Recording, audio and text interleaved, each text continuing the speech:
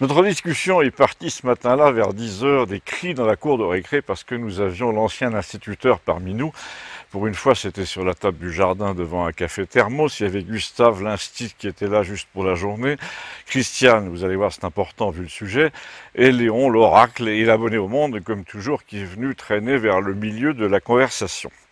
Vladimir est passé aussi à la fin au volant d'un semi-remorque en précisant qu'il n'était pas à lui. On lui a dit, tu nous rassures, on se disait que pour acheter du pain, c'était un peu voyant. Donc revenons aux enfants de l'école, nous parlions des cris de la récré du matin vers 10h30 parce que justement, on ne les entendait pas. Le préfet ayant rétabli, il y a une semaine ou deux, le masque en plein air pendant qu'ils jouaient au foot, donc ils étaient muets. Je vous épargne les conversations sur le thème, ils sont complètement tard. Et ces gens, ça ne sert à rien, maintenant tout le monde le sait, surtout les enfants eux-mêmes, d'ailleurs ils le savent. Non, nous sommes allés à l'essentiel. Christiane, la psychiatre, et l'instituteur sont tombés d'accord sur le fait que cette histoire de masque était un désastre psychologique pour eux. Mais là encore, nous avons sauté l'argumentation désormais trop connue, mais pas fausse, selon laquelle ne pas voir le visage des gens pendant une période où c'est essentiel à la formation de l'intelligence, et notamment de l'intelligence sociale, est un désastre qui va se payer très cher un jour. Gustave est allé plus loin comme d'habitude et il a dit « Moi qui n'ai jamais porté le masque, y compris pendant la période où ces cinglés voulaient qu'on le fasse à 6 heures du matin sur l'esplanade, mais pas non plus pendant que les gamins sortaient de l'école ou faisaient du vélo devant l'église, eh bien je me suis aperçu qu'il me parlait, qu'il me disait bonjour, plus qu'avant, pour me remercier en quelque sorte d'être resté normal. » Ah, ça je confirme, et je dis encore en ce moment, surtout en ce moment, les gosses me font un signe de tête et me suivent du regard parce qu'ils voient que je suis à découvert tout le temps et surtout, je crois qu'ils regardent un peu de temps en temps cette rubrique sur Internet et ils s'aperçoivent qu'il reste une moitié d'adultes qui ne marchent pas dans la combine, c'est-à-dire en fait sur la tête. Il faut dire que chez nous, face aux stalino-covidistes, il y a un cas d'école, c'est la doctoresse locale qui a décidé qu'elle n'irait pas se faire piquer et elle a pris sa retraite d'un coup, donc on n'a plus de médecins.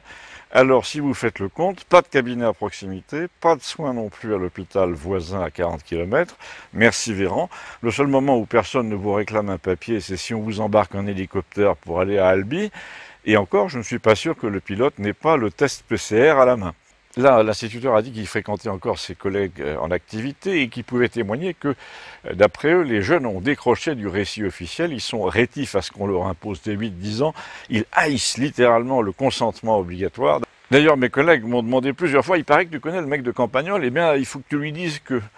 Alors j'ai répondu, tu lui dis quoi au mec de Campagnol? Et je plaisante pas, dit l'ancien instit, il y en a même un qui avait lu l'un de tes livres où tu disais que les jeunesses hitlériennes avaient commencé comme ça, et que ça rappelait beaucoup la situation actuelle. Et là, notre ami instituteur, qui lui n'avait pas lu ce livre, s'est embarqué sur le thème de l'embrigadement, du masque, de l'attitude envers les non-piqués, et il semblait croire qu'à l'époque où j'ai écrit ce livre, je redoutais l'apparition d'une jeunesse trop prompte à épouser les thèses du pouvoir, c'est-à-dire trop bénie oui-oui, une jeunesse qui voulait défendre l'ordre établi à coups de bâton, alors qu'en fait c'est le contraire, et j'ai rappelé, comme je le faisais dans ce livre, que la jeunesse pré-nazie n'était pas une jeunesse de l'ordre établi, mais une jeunesse du refus de l'ordre établi, parce qu'elle en voulait un autre.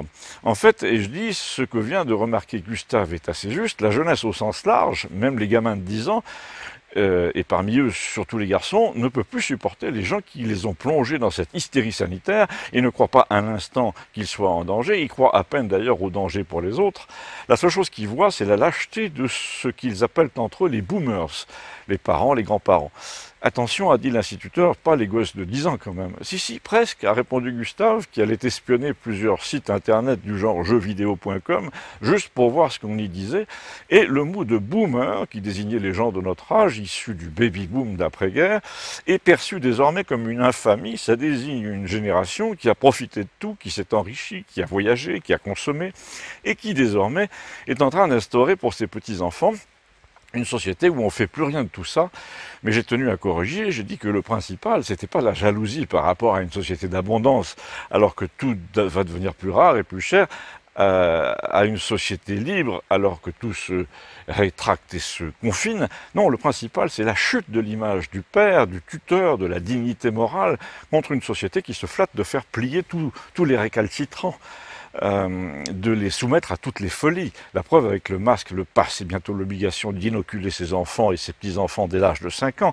Et là, j'ai raconté ma thèse de l'époque, je veux dire celle du livre, c'était que l'humiliation subie par les pères, les parents en général, dans l'Allemagne postérieure à la guerre de 14, à la ruine du pays par l'inflation, le fait que la génération paternelle dans ce pays soit celle des vaincus, déjà, le fait qu'il s'agisse ensuite d'un pays ultra-conformiste, l'Allemagne, qui payait des dommages de guerre en plus très lourds, qui se faisait humilier dans les conférences internationales, comme d'ailleurs aujourd'hui la France un peu partout, tout ça a fait que la jeunesse a commencé à refuser l'autorité apprise, celle des lois, celle des textes, celle des règles héritées, pour se dire on va inventer les nôtres, on va dégager de la meute une nouvelle autorité venue des rangs, de l'instinct, venue de l'épreuve et de l'expérience, du terrain comme on dit maintenant. Alors elle a commencé par intimider ses profs, voire à leur casser la gueule carrément, et là on en est à peu près en France à ce stade-là.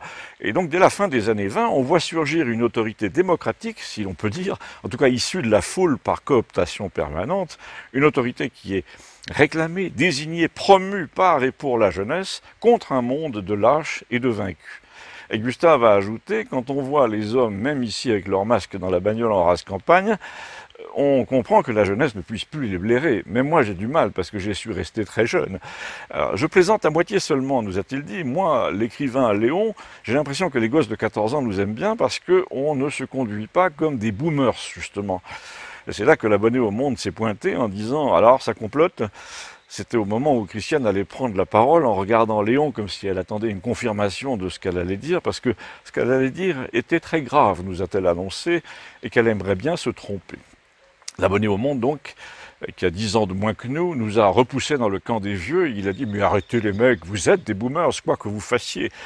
Déjà, a dit Gustave, il faudrait demander aux jeunes qui est boomer et qui ne l'est pas. Et quand ils voient un type comme notre ami, là, il parlait de moi, qui connaît des ministres mais qui circule dans une voiture poubelle avec un chien aveugle, il se doute qu'il y a des boomers non profiteurs qui ne font pas d'obsession sur le masque et sur les règles à la con, qui ne passent pas leur voiture à la cire tous les dimanches matins, qui n'achètent pas des conneries électroniques dont ils ne se servent jamais, qui ne vont pas à Ibiza avec Bobonne, qui n'ont pas l'intégrale de Johnny en coffret collector, qui ont lu des livres et qui jouent du piano. Et là, Christiane a fait fort, elle est revenue d'un coup à ce qu'elle voulait dire. Elle a répondu, en gros, là tu nous parles des retraités comme celui qui se fait défoncer par les jeunes à coups de batte dans Orange Mécanique et qui finit paralysé. Lui aussi, il était écrivain et il aimait Chopin. Et là, sans qu'on puisse l'interrompre, mais toujours en regardant Léon comme si elle parlait sous le contrôle de quelqu'un qui voyait l'avenir, elle nous a dit, en fait, d'un point de vue psychiatrique, ce qui se passe est beaucoup plus grave qu'on ne le pense. Et notre ami a raison de faire le parallèle avec la jeunesse nazie. Le gosse que tu obliges à mettre le masque à 8 ans, outre qu'il vit dans un monde sans visage, observe toutes les lâchetés autour de lui et la soumission aux règles sanitaires en fait partie, d'autant qu'elle n'est même pas permanente. Il apprend donc tous les jours à haïr une règle artificielle qui lui est imposée par des cons, mais qui n'est pas observée la moitié du temps, et surtout pas par le pouvoir. Il commence à se douter que le fait d'avoir été inoculé devient plus inquiétant qu'on ne le dit. Il y a plein d'histoires qui courent en ce moment de sportifs qui tombent sur le terrain. Il s'agit donc d'un sujet de crainte supplémentaire, d'une humiliation, puisqu'on n'a pas tout dit. On lui a fait prendre des risques, leurs parents, par faiblesse, les autorités, par aveuglement ou par calcul, leur ont fait prendre des risques. Ah, toujours le thème du « on nous cache tout », a dit l'abonné au Monde. Et selon toi, qu'est-ce qu'on te cache? Il cache ce qu'on risque, où on va, où tout ça nous mène. Et c'est là que je veux en venir, a dit Christiane. Le jeune, tout d'un coup, est animé d'une pulsion de cruauté à son tour à l'égard de ses pères et grands-pères. Il se dit, quand je serai grand, et c'est dans 4 ou 5 ans, donc ça sera là très vite, ces gens-là vont le payer. Et là, Gustave a cru amusant de dire avec légèreté, pour rire en pointant du doigt l'abonné au Monde, ça fait rien, on leur désignera les macronistes. Et il a fait semblant d'être un partisan fervent, un cocardier de Zemmour. Il a dit en gros, si les bataillons de la jeunesse se fâchent contre les tordus qui nous gouvernent en ce moment, bah tant mieux, hein. Mais Christiane plaisantait de moins en moins. Elle réclamait de plus en plus, de façon muette, le secours de Léon parce qu'elle sentait qu'elle aurait besoin d'une prophétie avant la fin. Elle nous a dit justement, il faut faire très attention maintenant parce que le Macron va essayer de détourner la colère de la jeunesse à son profit comme un joueur de flûte de Hamelin, en faisant oublier que c'est lui qui veut faire piquer les gosses, qui masque leur sourire et qui se promène la bouche découverte partout en faisant la bise à ses copains dans les salons. Non, il va essayer de faire croire que tout ce qui arrive est la faute aux boomers, qui ont fabriqué une France où il n'y a plus de travail, où il n'y a plus que des vieux. Il va essayer d'avoir raison malgré son bilan de merde. Il va essayer de faire en sorte que la jeunesse furieuse, qui a besoin d'un ordre en ce moment, qui est prête à l'imposer, qui veut donner des coups de bâton, comme dans Orange Mécanique, soit plutôt de gauche que de droite, et plutôt immigré que de souche. D'ailleurs, c'est bien vu de sa part, je veux dire dans la saloperie, parce que les gens qui font des rassemblements politiques de plus en plus grands, là, dans les zéniths, etc., suivez mon regard, se félicitent entre eux d'avoir lu les mêmes livres. Ils citent Tocqueville et puis Bernanos, ils se flattent d'avoir les mêmes références culturelles. Ils sont dans l'esprit où se trouvait l'Allemagne de Weimar en 1920, l'Allemagne comme il faut, celle de la musique de chambre, celle de la littérature de Goethe, celle de la famille, celle des ancêtres, celle de l'histoire. À chaque fois qu'on fait tourner un clip de campagne où on voit de beaux monuments, des statues, des références à la chrétienté sur de la grande musique, en disant voilà, ça c'est notre France, Macron et les gens qui lui ressemblent font passer en ce moment dans la jeunesse le message dégueulasse qui signifie faites gaffe, ils disent ça pour vous exclure, c'est un monde auquel vous n'aurez jamais accès, c'est foutu pour vous, la grande musique et les cathédrales, tout ça, donc ça concerne non seulement les enfants de pauvres, ce discours de Macron, ceux qui écoutent du rap toute la journée, mais aussi les enfants d'immigrés.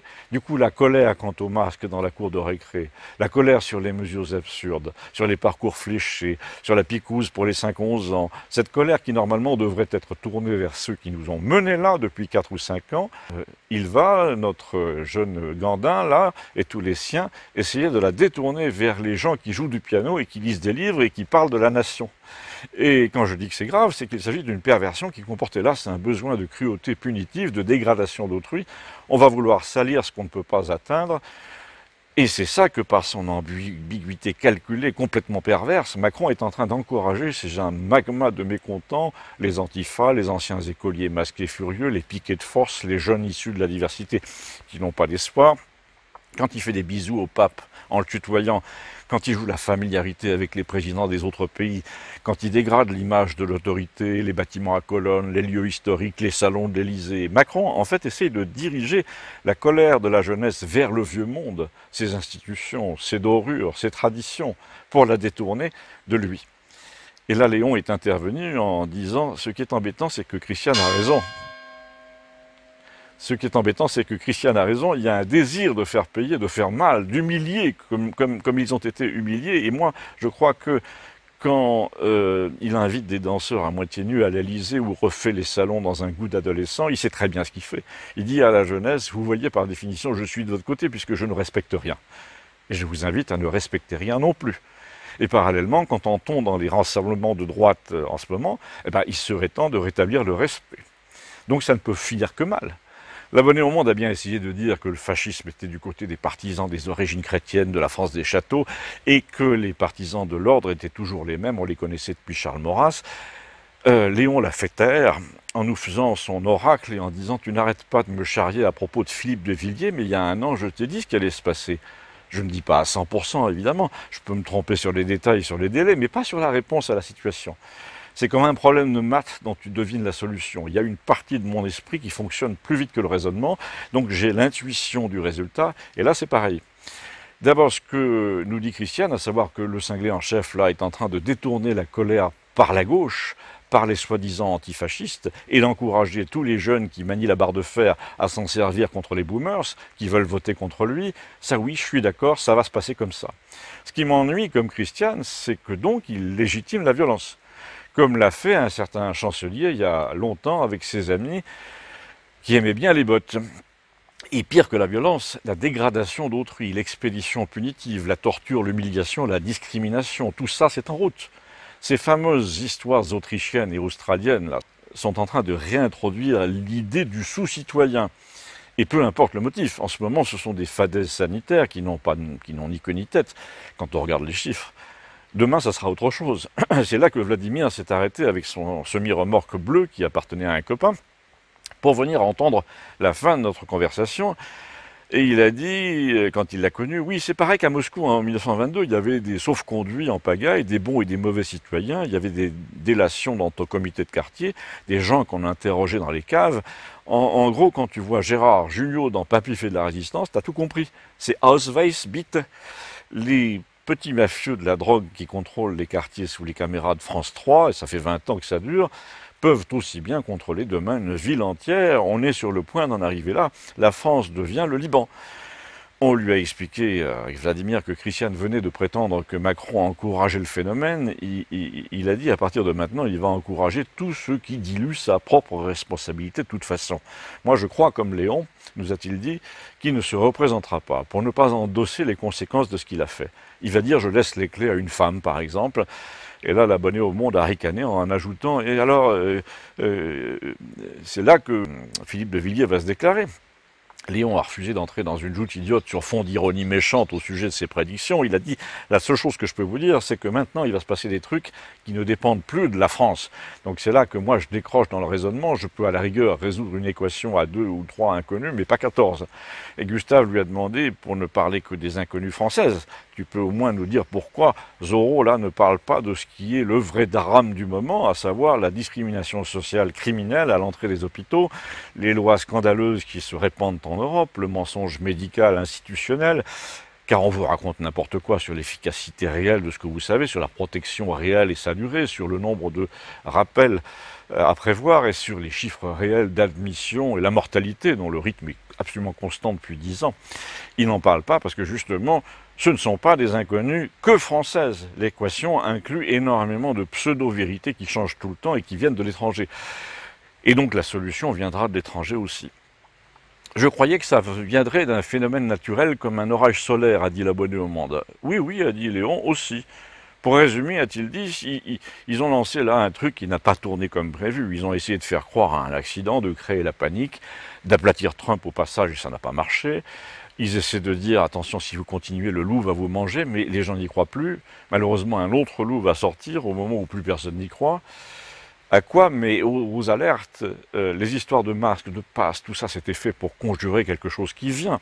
L'autre jour, Christiane, qui n'est pas psy pour rien, m'a dit, il y a incontestablement dans le masque une protection non contre ce qui peut venir de l'extérieur, mais contre ce qui peut sortir de votre bouche. En fait, ce masque est un bâillon symbolique. Il veut dire que vous devez la fermer, vous ne devez rien dire, vous ne devez pas proférer la vérité alors qu'elle est en train de jaillir.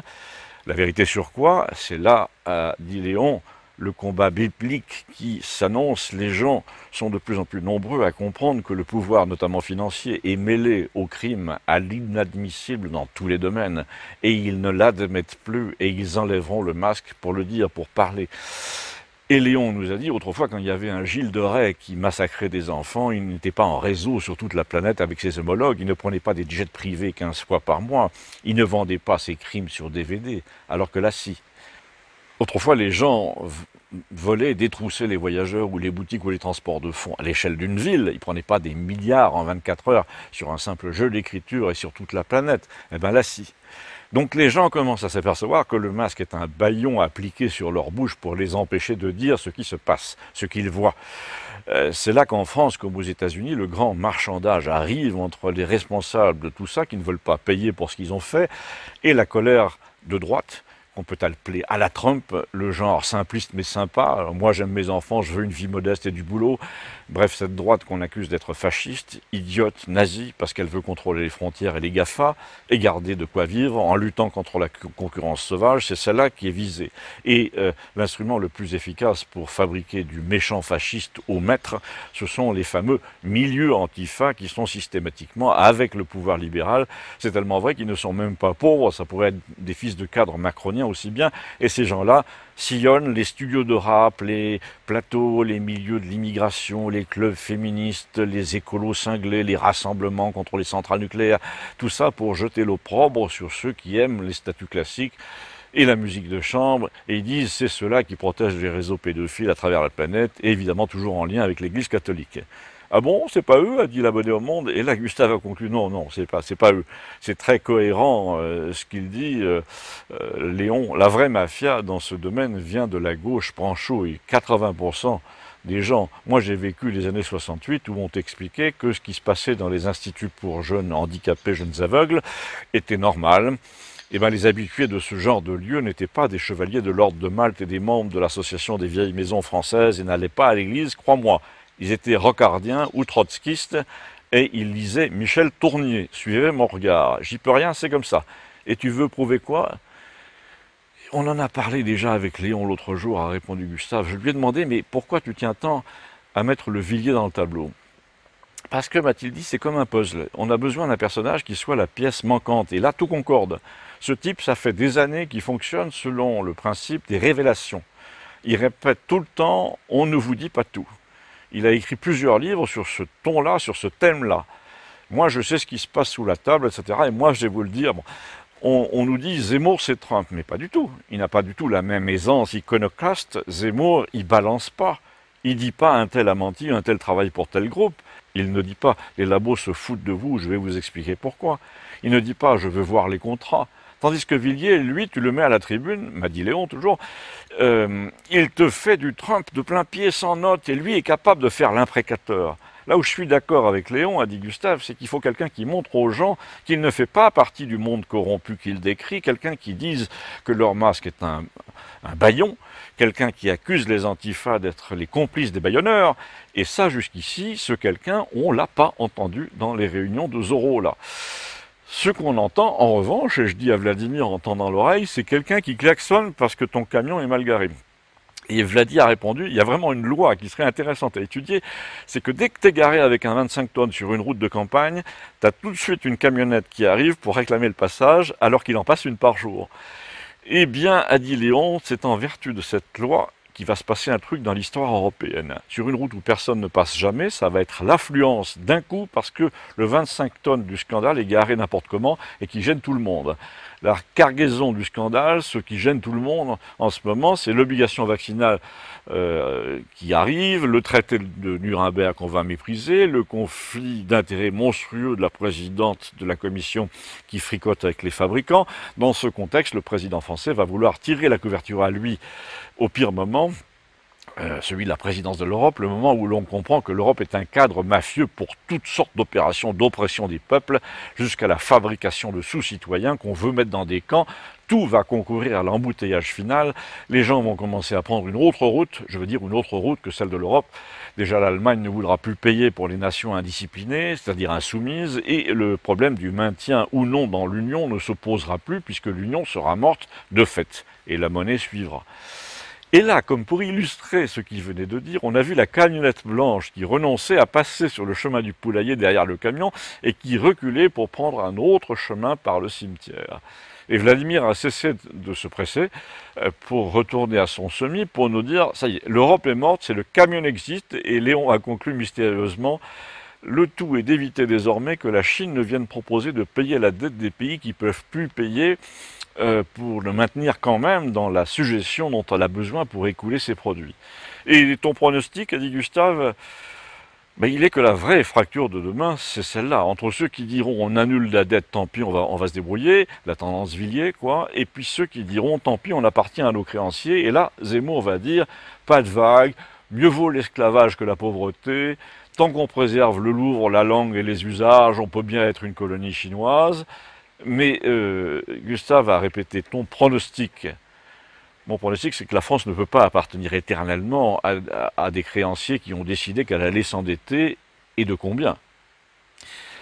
Et Vladimir, en partant, a dit « Ce Léon, il est quand même trop fort ». Il est allé chercher son camion. À bientôt, merci.